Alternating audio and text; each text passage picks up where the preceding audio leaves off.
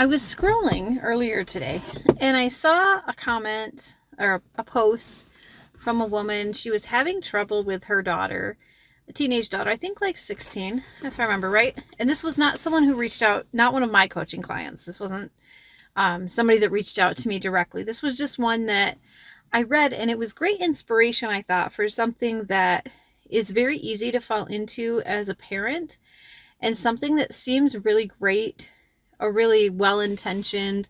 It all seems very good and very positive intention wise.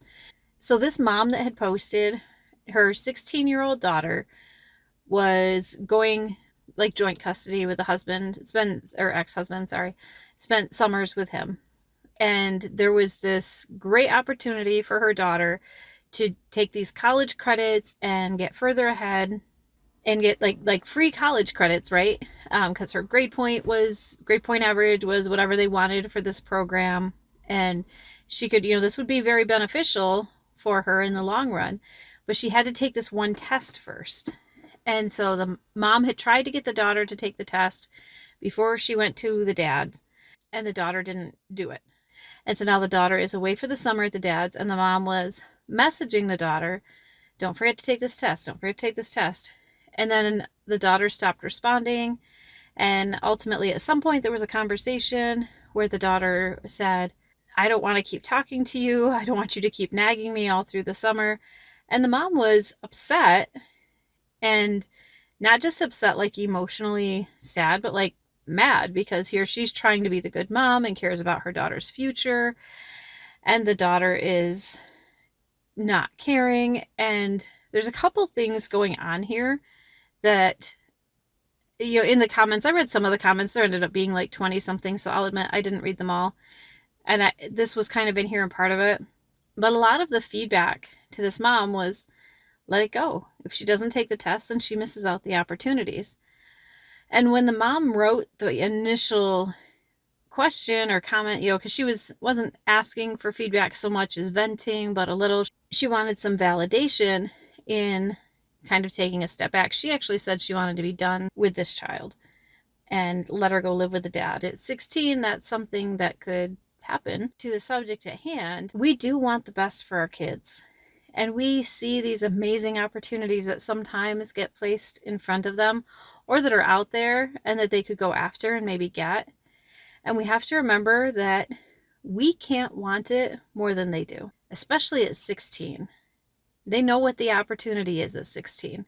They might not understand all the long-reaching parts of the opportunity, but they can tell a good opportunity from a bad one at 16 when you're talking about college credits and future. Remember, they've been hearing about college since elementary school. They understand what this is.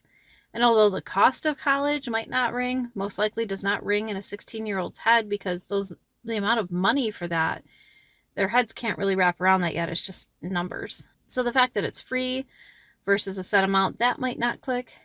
But they've been hearing about college for a long time now, so they know it's a good opportunity. So if they choose not to take a test, if they choose not to do a program, we can't make them do it, and we can't make them want it. No matter how great of an opportunity we think this is for them, or we see that this could be for them, it is their lives. This mom, I understand where she was coming from. She sees this great opportunity. She wants what's best. She even wrote in there because she wants her daughter to have a better life than she's had. And oh, what a great thing, because there's some parents that don't. There's some parents that take it all personally and it's all prideful and they don't want their children to do better. So it's great that she wants this for her child, but also, like anybody else, if there's anyone else in your life and you see a great opportunity for it, you can't make them do it. They have to want it for themselves. And as parents, we forget that sometimes, or because we used to make the decisions for them. When they were 5, if there was a great opportunity, we'd just put them in it. So sometimes bowing out of that part of their life gracefully is very hard, because it's not purely self. It's not that we want to keep that control in that spot in their lives for us. And I've met some people that do, that it is about control.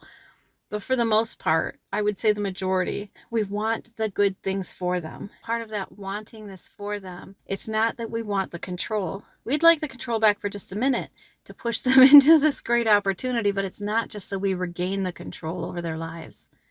At its base, for this woman, you could tell that's what it was.